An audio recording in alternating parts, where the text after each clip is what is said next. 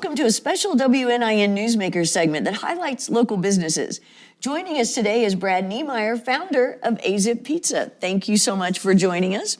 So tell us about the products and services, obviously pizza, but that you have at your business.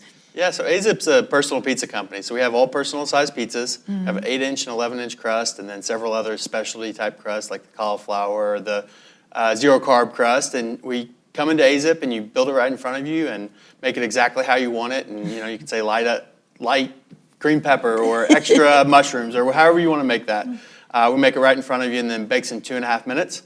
Pick it up on the other side, pay for your pizza, and then you're ready to go. And out the door you go. And you have other things besides pizza, right? I mean, we have zip sticks and garlic cheese sticks, some breadstick kind of options, and then have cinnamon sticks, and some of the favorites are the cookies. Chocolate chunk cookies are a crowd favorite. I think I finished one of my grandsons when we were there, and it was pretty good.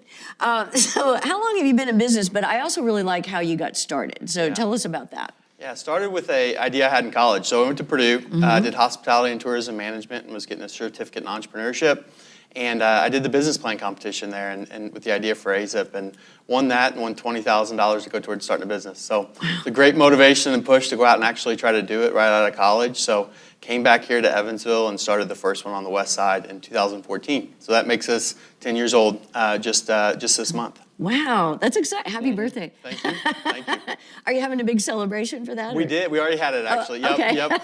Had it at the beginning of the month, did $2.14 West Cider pizzas, and it was a crazy day. Well, what made you decide to start in Evansville? Yeah, this is where I'm from. I'm from Evansville. I was born and raised here. Just have so many connections and family and friends, and so it felt like that was the best place for me, just to come back here and do it here, and really felt like, especially at the time, could stand out and be unique and different in Evansville, and help bring some new, fun ideas to the Evansville restaurant scene. Well, what was it like, or what did you have to do to try and figure out how to make pizzas in 2 minutes?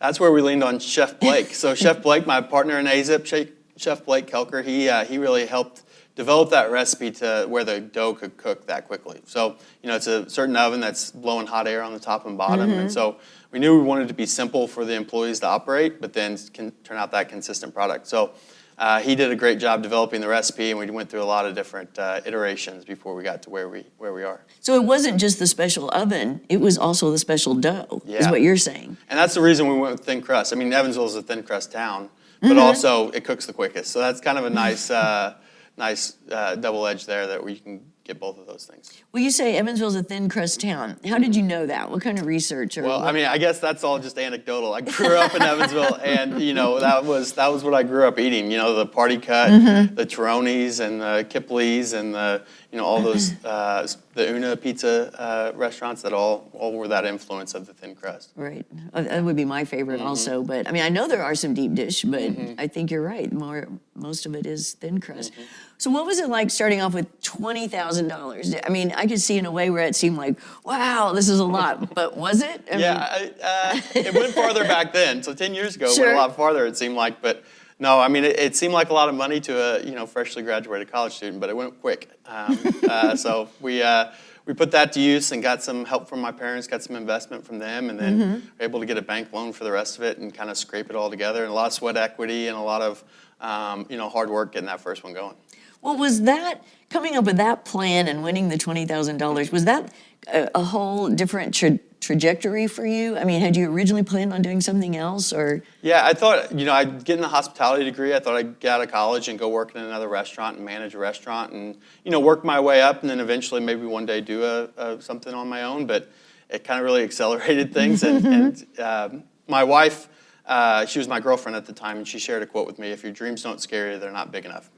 And that really stuck with me as, this was different. This was scary. This was something that all my friends weren't doing, but, maybe that's why I should try to do it. Sure. Well, it's really exciting. How do you see the business growing, expanding in the future? Yeah, I think, I really see Azzip being a very regional business. Talk about the thin crust, and the Midwest is a thin crust kind of area, and continue to grow and expand in this area. I'd love to be all within like a 3-hour drive of Evansville. To be able to really go to those stores and see those stores in person and make that a day trip kind of is a great way to grow the business. So, I look at like In-N-Out and the way they grew. They grew one store at a time, close by, where they could be there, they could see the product, they could make sure they were doing things right, and that's how I want to grow Azzip. So you said, I think you have 11 locations, is that correct? So where are they? How far are they? Yeah, so the farthest one is in Lafayette now, which got some special ties to Lafayette Sure. with Purdue. So made a little exception there, but then Indianapolis and Bloomington and Terre Haute, and then we have Owensboro and Bowling Green, Kentucky, as well as Evansville and Newburgh. Now, how do you pick where to put your pizza locations? I think it started with gut feel a lot. You don't know what you don't know, and so I think that kind of is how we started. But now we try to get a little bit more analytical about it. Looking at the demographics. We really liked those mid-sized markets when we first started expanding. Felt like Evansville kind of going to those smaller markets, and then now we've started to get into the Indianapolis market, and that's a whole different ball game. Well, I'm sure. And well, I could see also where maybe being in close proximity to a college would be an asset as well. Yeah, we love having the college students in. It's hard to rely on them for all your business. With them, out of school, they're out Christmas break, summer break, Right. Fall break, spring break. There's a lot of a lot of times breaks. a lot of breaks. A lot of times we're not there. So we like where they have access to us, but we don't necessarily want to go on campus where we kind of are reliant on them all year. Right. I could see where that would be a little dicey. Yeah. What challenges have you faced with your business, and how did you overcome obstacles? Oh, there's a lot out there, that's for sure. I think that first challenge of getting open, there's just so many kind of hurdles you have to jump over, and just trying to take things one step at a time. Originally I looked at going on campus in West Lafayette when we started looking, and had a space that we really liked, and kind of went down the road with the landlord, and then ended up being, she felt I was too young, just out of college, didn't have the experience, which granted is a valid excuse, but it didn't work out. And then so those are some of the challenges you kind of face when you're trying to start a business. And but COVID obviously was another big one.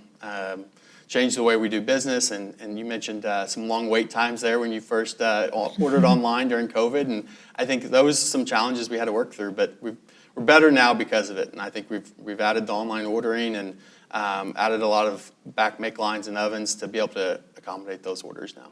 So, talking about COVID, how did it change even hiring? I mean, are you still working, is that still an obstacle? Azzip is very fortunate. We've got a great team, and we've got a lot of really good employees. The average employee stays at Azzip for 2 years. When you compare that to Chipotle's national average, it's only about 8 months. So, about 3 times longer, which is really an asset that we've been able to do. And I think that's by taking care of our teams, paying well, having a great environment to work in, and all those little things add up. Oh, I would agree. What do you think is the most gratifying aspect of your business? Oh, it's seeing the customers in there and loving the product, and getting, say, kids in that don't like red sauce, and they've got other options to pick from, or somebody with a gluten allergy and they can eat Azzip because we have those options. And so I think it's being able to satisfy the customer and seeing them love the pizza is a lot of fun.